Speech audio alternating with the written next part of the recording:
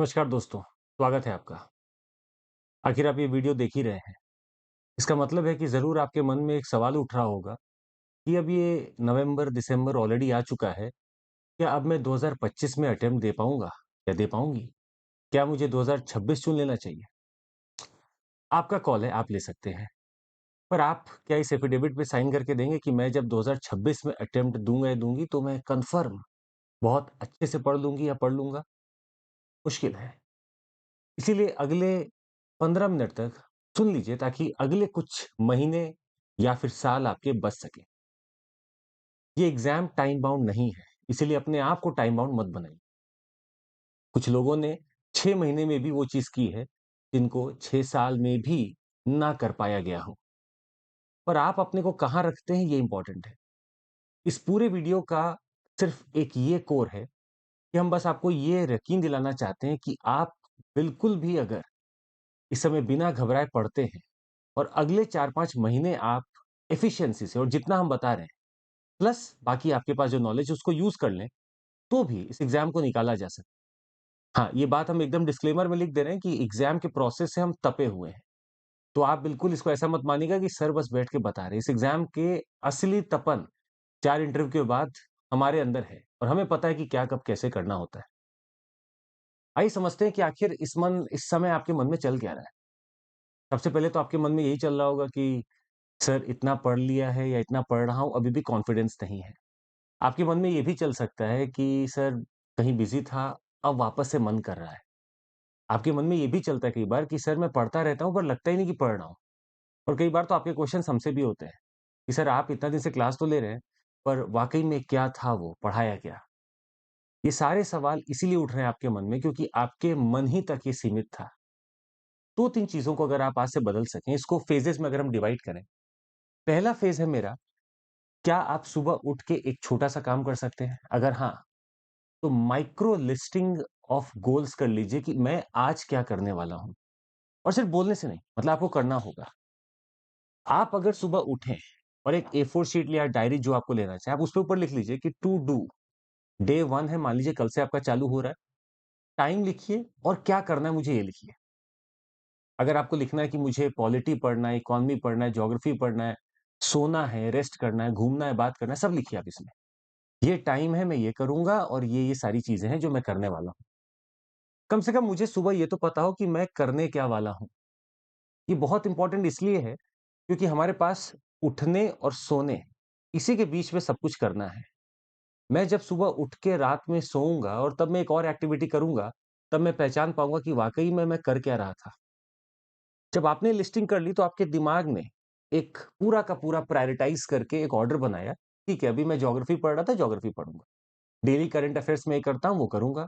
मैं पॉलिटी पढ़ता हूँ डेली, वो मैं पढ़ूँगा। ये आपका कॉल है। इसके लिए हम अलग से एक सेशन करेंगे जहाँ हम आपको बता दें कि हम कैसे शेड्यूलिंग करते हैं। पर फिलहाल आप सुन लीजिए कि मैं एक प्रोसेस के थ्रू कैसे गुज़र रहा हूँ। जब मैंने टू डू बना लिया है सुबह तो इसका मतलब है कि मैं अब इसको धोखा नहीं दूँगा। शाम में जब आप सब कुछ करके पूरा दिनचर्या कर चुके हों, पढ़ लिए हों, थक चुके हों, अब सोने का समय आ गया तो 5 मिनट बस निकालिए और आप एक छोटा-सा काम फिर से करिए टाइम बजटिंग का। चूँकि अब आपने उस पूरे दिन को जी लिया है, तो आप टाइम बजटिंग आराम से कर सकते हैं। ये मेरा टाइम है और यहाँ पे पूरा कि मैंने कहाँ-कहाँ टाइम स्पेंड किया है। मैंने टाइम बातों में स्पेंड किया, सोशल मीडिया पे स्पेंड किया, ईमानदारी से। मैं टीवी देखने लगा, मैं लैपटॉप पे बैठा रह गया, मैं घूमने चला गया, कुछ भी आपने किया हो, बस एक टाइम बजट आप लिख लीजिए। इन दोनों को करने से आपके मन का एक सवाल दूर हो जाएगा कि सर मुझे पता नहीं चल रहा है कि मेरा टाइम जा कहाँ रहा है। ये सबसे बड़ा क्वेश्चन है और आने वाला जो समय है, जो 6 महीने हैं, इसमें मुझे अपने हर क्षण का पता करना है कि मैं कर क्या रहा था। अब आपकी एक दुविधा दूर हो जाएगी जब मैं रात में इन दोनों को कंपेयर करने बैठूँगा कि सुबह तो मैंने ये वादा किया था और रात आते-आते अगर मैं ये कर रहा हूँ, तो कहाँ मिस्टेक हो रही है मेरी। मुझे पता चल जाएगा कि मेरा टाइम कहाँ पे व्यर्थ जा रहा है या फिर कहाँ पे मैं सही से नहीं कर पा रहा हूँ। और अगर आपने उसको थोड़ा-सा फाइन ट्यून कर दिया, ये बाज़ी आप ही जीतेंगे। पर ये मेहनत का काम है। इसको डेली करना बहुत डिसिप्लिन माँगता है। हमने हमेशा एक बात कही है, निरंतरता ही सफलता की कुंजी है। इसको हम मामूली नहीं कहते। आप समझिएगा जो लोग निरंतर हैं इस लाइफ में, कंसिस्टेंट हैं, उनको कोई रोक ही नहीं सकता। वो सबसे खतरनाक आदमी है इस दुनिया के। कोई नहीं रोक सकता, लाख पॉलिटिक्स कोई कर ले, उनको कोई रोक नहीं सकता। आप अगर ऐसे बन गए, तो कौन रोकेगा इस एग्ज़ाम में आपको? सिर्फ़ निरंतरता दिखा दीजिए कि हाँ, मैं इसको डेली करने वाला हूँ, अगले 6 महीने तक डेली। और आप चाहें तो आप हमें मैसेज कर दिया करें कि मैंने आज ये बनाया और मैंने आज ये किया है, मेरा ये एक रिपोर्ट कार्ड है। अगर आपने ये कर लिया, बेहतरीन हो जाए। तो माइक्रो लिस्टिंग सुबह उठते ही कर लीजिए, ताकि रात आते-आते जब आप उसको लिखें कि हाँ, मैंने ये किया है, तो मन में कॉन्फिडेंस रहे कि okay I have done this. मैंने ज्योग्राफी किया, मैंने पॉलिटी किया, मैंने करंट अफेयर्स के नोट्स रिवाइज़ किए। मुझे पता रहे, क्योंकि आज तक हमने कभी ऐसा नहीं किया था, इसीलिए आप बार-बार एक सवाल पूछते हैं कि सर पढ़ा तो है, पर पता नहीं क्या है, अभी तक मन में कॉन्फिडेंस नहीं आ रहा है। ये करके देखिए अगले 1 महीने, कॉन्फिडेंस 7वें आसमान पे होगा। दूसरी चीज़, इसी चीज़ को करते-करते आपको अपनी एफिशिएंसी बढ़ानी है। अब आप पढ़ते रहते हैं कई बार और पढ़ते-पढ़ते क्या होता है ड्रिफ्ट हो जाता है दिमाग। जैसे मैं पढ़ रहा था और मुझे रात ये याद आ गया कि मेरी अच्छा किसी से लड़ाई हुई थी, उसकी कोई बात थी। मुझे याद आ गया कि अच्छा पापा को कॉल करना था। अगर मैंने यहाँ पे लिख दिया कि 2 से 3 बजे मुझे सिर्फ़ और सिर्फ़ पॉलिटी पढ़ना है, तो पेन को ऐसा लेकर जो हम बहुत नॉर्मली करते हैं तो बहुत लोगों को बताते हैं, आप अपने हाथ पे ऐसे लगाए रखिए, जस्ट कीप इट देयर। आपके मन को डाइवर्ट करने से रोक देगा। आप सोचिए हम लोग भी क्लास ये वीडियो बना रहे हैं, कैमरा सामने मेरा भी तो मन 10 जगह जा रहा होगा। पर अगर आप फ़ोकस्ड हैं किसी एक चीज़ पर, मैं इस पे फ़ोकस्ड हूँ, तो मेरा ध्यान उसी पे रहेगा और फ़ास्ट अंडरलाइनिंग, फ़ास्ट रीडिंग करिए। वो दिमाग को जाने मत दीजिए कहीं और, क्योंकि अगर वो एक बार कहीं और गया, उसको वापस लाने में बहुत तकलीफ़ है। अगर आपको याद आ गया कि अच्छा पापा से बात करनी है, तो अब आप लग गए अगर, तो अगला आधा घंटा, 1 घंटा बात में ही जाएगा। जाना चाहिए पर उसका एक स्लॉट आएगा आगे। 2 से 3 मैं यही कर रहा हूँ। हाँ, इमरजेंसी कोई है तो अलग बात है, पर फिलहाल अगर मेरा 2 से 3 मुझे करना था तो मैं यही करूँगा और ये पेन की निट एकदम लगाए रखिए ताकि your mind stays where you are. ये सबसे बड़ा चैलेंज बनता है। तीसरा, कई बार आप पूछते हैं कि सर समझ ही नहीं आ रहा हम कर क्या रहे हैं? क्या पढ़ रहे हैं, क्या नहीं पढ़ रहे हैं? मुझे नहीं समझ में आ रहा। उसका भी प्रॉब्लम का हम आपको सॉल्यूशन देते हैं क्योंकि अगले 6 महीने में ये भी बहुत इंपॉर्टेंट है और ये एक-एक चीज़ हम आपको फिर से बता रहे हैं, तब कर बनाई गई है। मान लीजिए मैं ज्योग्राफी पढ़ रहा था, तो मुझे पता है कि ज्योग्राफी में सबसे पहली प्रायोरिटी जो आपकी है वो है कि रिसोर्सेज़ मेरे क्या हैं? अब ये वो समय आ चुका है जहां पर आप अपने रिसोर्सेस को फिक्स कर लें। अगर अभी भी आपके रिसोर्सेस फिक्स नहीं है, तो इसका मतलब है कि आप अपना आने वाला 6 महीना भी वेस्ट कर देंगे।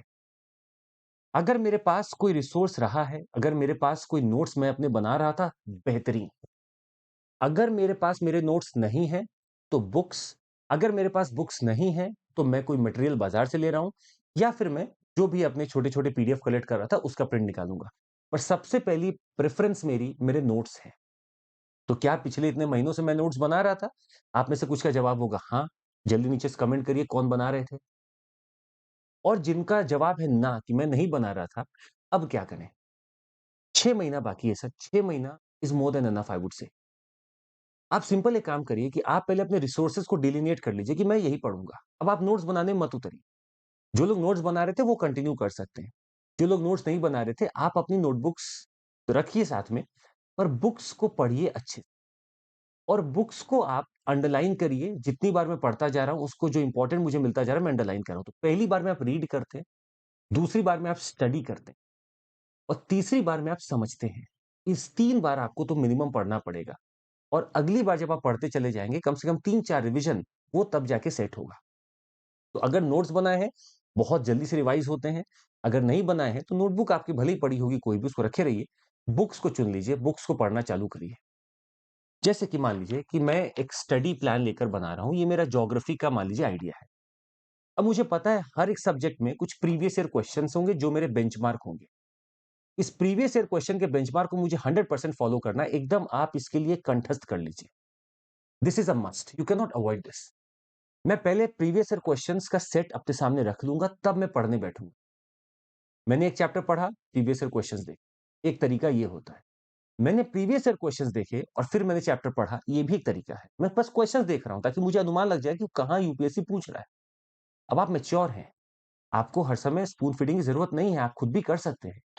पीवाईक्यूज़ अगर आपने देख लिए हैं, तो भले मैं पॉलिटी पढ़ रहा था, इकोनॉमी पढ़ रहा था या ज्योग्राफी पढ़ रहा था। आप आराम से वहाँ पे अपने पूरे दिमाग को लगा सकते हैं कि ये आया था, अब ऐसा आ सकता है। तो 20 से 25% टाइम्स मैं पीवाईक्यूज़ देखता हूँ ताकि मेरे दिमाग में एक इमेज बनी रहे कि क्या पूछ सकते हैं वो। बाकी का जो भी मेरे पास 75 या 80% टाइम बनता है, मैं कोशिश करता हूँ 40-40% में डिवाइड करने। मैं स्टडी करूँगा और फिर रिवाइज़ करूँगा, स्टडी करूँगा और फिर रिवाइज़ करूँगा और मैं पीवाईक्यूज़ को बार-बार देखता रहूँगा ताकि वो मेरे दिमाग में बैठा रहे। इस प्रोसेस को अगर आप बार-बार करते हैं तो आपके मन में कॉन्फिडेंस आ जाता है कि जो आ रहा है मैं उसी लाइन में पढ़ रहा हूँ और जो आएगा वो मैं अटेम्प्ट कर सकता हूँ। ये बनाना बहुत ज़रूरी है क्योंकि लोगों के मन में डर है। जो लोग 2-3 बार भी मेंस दे दिए होंगे उनके मन में भी डर होता है कि पता चला अगला प्रीलिम्स हो ना हो क्योंकि बहुत डायनामिक हो चला है। तो यहाँ कोशिश ज़रूर करिएगा कि आप ऐसे चार्ट अपने सामने रखिए और उसमें रिसोर्सेज़ नीचे मेंशन कर दिए। हर काम लिखित होना चाहिए आपका। रिसोर्सेज़ मेंशन कर दीजिए कि एनसीईआरटी है, ये बुक है जो मैं पढ़ने वाला हूँ या ये मेरी किताब है, ये मेरे नोट्स हैं, मैं यही पढ़ने वाला हूँ। अब उस रिसोर्सेज़ के अलावा आप कुछ और नहीं पढ़ेंगे। जैसे आपको चाहिए कि हमारी ज्योग्राफी के नोट्स पढ़ने हैं तो आप यहीं लिख लीजिए। आपको करंट अफेयर्स के हमारे नोट्स पढ़ने हैं, आप यहीं लिख लीजिए। पर इसके अलावा आप किसी को मत चुनिएगा। अगर आपने लिखा है नोट्स के साथ में मैगज़ीन पढ़ूँगा ठीक है, चलेगा। इसके अलावा मैं कुछ नहीं चुनूँगा। तो जो यहाँ लिखेगा उस पे आप एकदम उतरेंगे खरे। ऐसा नहीं कि आप इसको बार-बार बदलते रहेंगे। पीवाईक्यूज़ मैं बार-बार देखूँगा, स्टडी और रिवाइज़ में करता रहूँगा। अगर ये काम अगले कुछ महीने भी आपने कर लिए हर सब्जेक्ट को लेकर, आपका लेवल यहाँ होगा। आपका लेवल बदल जाएगा।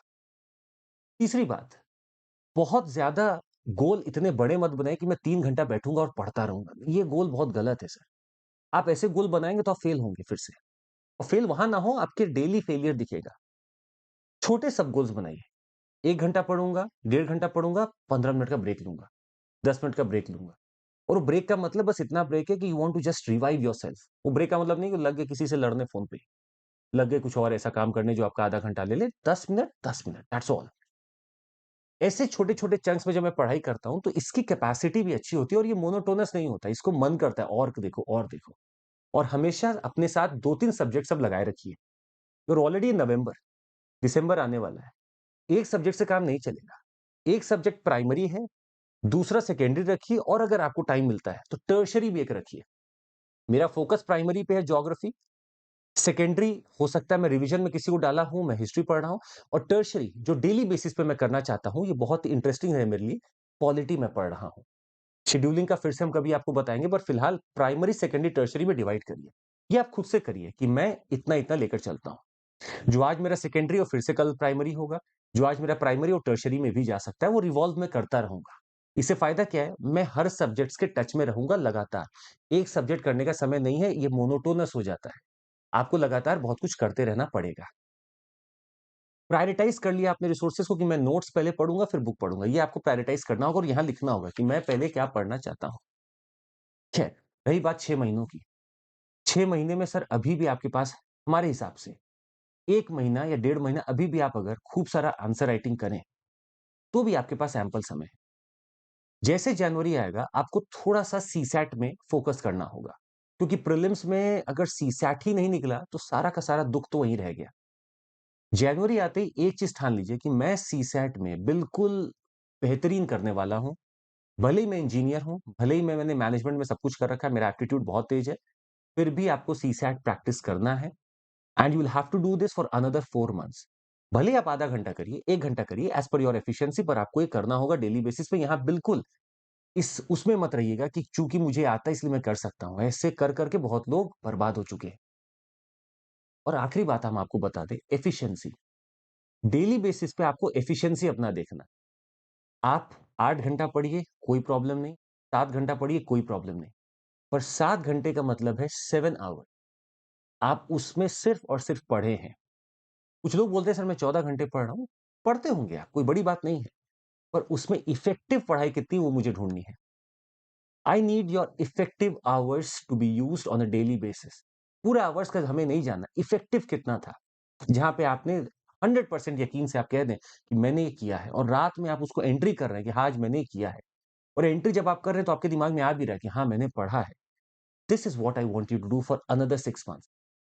ऑप्शनल की रही बात, जहाँ तक ये ऑप्शनल आपका दिसंबर या जनवरी के फर्स्ट सेकंड वीक तक आप खत्म कर लीजिए। 15 जनवरी के आसपास तक आपका कोर तो खत्म हो ही जाएगा। अब आप अपने पेपर 1 को रिवाइज़ करना चालू कर दीजिए ताकि 15 जनवरी तक आप उसको भी कर सकें। ऑप्शनल को जनवरी के बाद आपको सोचना नहीं है। Till January you can go ahead with your options. I would say 15 जनवरी या थोड़ा बहुत अगर आगे पीछे होता है तो परेशान मत होइए। पर ऑप्शनल्स आपको तब तक कर लेने हैं विद रिविजन। रही बात करंट अफेयर्स की। करंट अफेयर्स कुछ लोग का मानना है कि सर हम बिना स्टैटिक के करंट अफेयर्स कैसे करेंगे? कुछ अच्छे-अच्छे लोगों का ही मानना होता है, सर आप कन्फ्यूज़ कर रहे हैं फिर से अपने आप को। स्टैटिक आप जानते ही हैं या आपको पढ़ना ही पड़ेगा, वो तो आपकी नेसेसिटी है। पर जब आप करंट पढ़ते हैं तो आप सिर्फ करंट नहीं पढ़ते, आप गलतफ़हमी में हैं फिर से। अगर आप करंट पढ़ रहे हैं तो इसका मतलब है आप स्टैटिक का रिश्ता, स्टैटिक का रिवीजन और स्टैटिक में क्या क्वेश्चन आ सकता है इस करंट के बुनियाद पर आप ये पढ़ते हैं। तो आपके मन में अगर बस फैक्ट्स है करंट अफेयर्स का तो आप फिर गलत हैं। करंट अफेयर्स का मतलब है स्टैटिक, स्टैटिक का रिवीजन और स्टैटिक में क्या आने वाला है उसका बुनियाद है करंट। तो करंट के बिना तो इस एग्जाम में आप एंटर कर नहीं सकते। डेली बेसिस में एक शेड्यूल लगाइए जहां पर आप लगभग 1 से 1.5 घंटा जितना आपको टाइम अलाउ करता है, आप करंट अफेयर्स टच करें। और डेली बेसिस पे मैं अगर जा रहा हूँ इस एग्जाम में 2025 में, तो 2024 के जनवरी से लेकर 25 के जिस दिन तक एग्जाम है उसके लगभग 20 दिन पहले तक मैं लगभग सारी चीजों को देखूंगा। अगर उतना करंट अफेयर्स में कर सकता हूं तो मेरे लिए एक वाकई में कंफर्टेबल होगा ये एग्जाम और मैं शायद अपने आप को आगे रख पाऊंगा। पर अगर आपको लगता है कि नहीं करंट अफेयर्स बहुत अलग सी चीज है मुझे रटनी है तो फिर से आप परेशान हो रहे हैं। आपको इसको स्टैटिक से लिंक करना है बार बार। तो मिथ्या में मत जिया करिए। आप कोशिश करिए, अब आप अपने आप को भी समझ सकते हैं और उन लोगों को भी समझ सकते हैं जो तपस्या करके निकल रहे हैं या निकल चुके हैं। उनसे भी कुछ आप सीख सकते हैं। Without current affairs you are not going anywhere in this examination. तो आपके शेड्यूल में एक करंट अफेयर्स का स्लॉट जरूर हो। न्यूज़पेपर भले ही आप आधा घंटा पढ़ें, पर डेली बेसिस पे मैगज़ीन, करंट अफेयर्स के नोट्स आपके पास होने चाहिए। ये बात अर्जेंट है, बिल्कुल मस्ट है, मैंडेटरी है। उम्मीद करते हैं कि आपको इसके बाद थोड़ी परेशानी कम होगी। अगर फिर भी परेशानी होगी, तो आप नीचे कमेंट करके बताइएगा कि अगला वीडियो हम किसके ऊपर बनाएँ, हम ज़रूर बताएँगे उसके ऊपर। और शेड्यूलिंग कैसे करनी अगले 6 महीने की हम ज़रूर बताएँगे। But these minutes that you have spent with me is going to be something that can change you. But there is one condition, आपको ये फॉलो करना पड़ेगा। अगर आप इसको फॉलो करेंगे, तो शायद आगे जाएँगे। और अपने दिन आप ऐसा मत रखिए कि मैं हर दिन पढूँ। Keep your Saturdays, Fridays etcetera कि मुझे आज एन्जॉय करना है, कोई बात नहीं। हो सकता है मैं क्लास 1 कर लूँगा पर मैं जाके एन्जॉय करूँगा फिर। Keep your days. और कुछ दिन ऐसे भी रखिए कि नहीं आज तो मुझे 12 घंटा बैठना ही है। आज मेरा एक बड़ा दिन है, मुझे करना ही होगा, ऐसे दिन भी होने चाहिए। वो पीक्स जब ग्राफ पे कुछ पीक्स आते हैं, वो भी आपकी बड़ी मदद करते हैं। आप एक पीक पे जाते हैं बहुत करने के और एक पीक पे जाते हैं कि मैं बिल्कुल कुछ नहीं करूँगा। इसके भी बहुत अपने फ़ायदे हैं। करके देखिए आपको फ़ायदा होगा। That would be all from my side. Thank you so much. पर आपको एक चीज़ हम और बता दें यहाँ पे, अगर आपको लगता है कि अगले 6 महीने के लिए आप जुड़ना चाहते हैं किसी के साथ और 6 महीने के लिए आप लगातार पढ़ना चाहते हैं ईमानदारी से, आपके लिए एक बैच आया है, रफ्तार बैच। और ये रफ्तार से पढ़ाया भी जाएगा पूरा जीएस का course with current affairs test series. जुड़ सकते हैं आप और 17999 में है, मतलब 18 भी टच नहीं हो रहा है। देख सकते हैं आप। अगर आप 27-26 की तैयारी करें तो हमारे पास 3 बैचेज़ हैं। आप जुड़ सकते हैं हमारे साथ आरंभ बैच में। आप जुड़ सकते हैं हमारे साथ और भी बैचेज़ जो चालू हो रहे हैं इंग्लिश मीडियम में, आप जुड़ सकते हैं और पूरा आनंद ले सकते हैं। सीएमसी कोड यूज़ कर सकते हैं ताकि आप हमारे साथ संपर्क लगा सकें, संपर्क साध सकें और हम लोग मिलकर एक नई गाथा लिखें। That would be all from my side. Thank you so much. Take care. जय हिंद।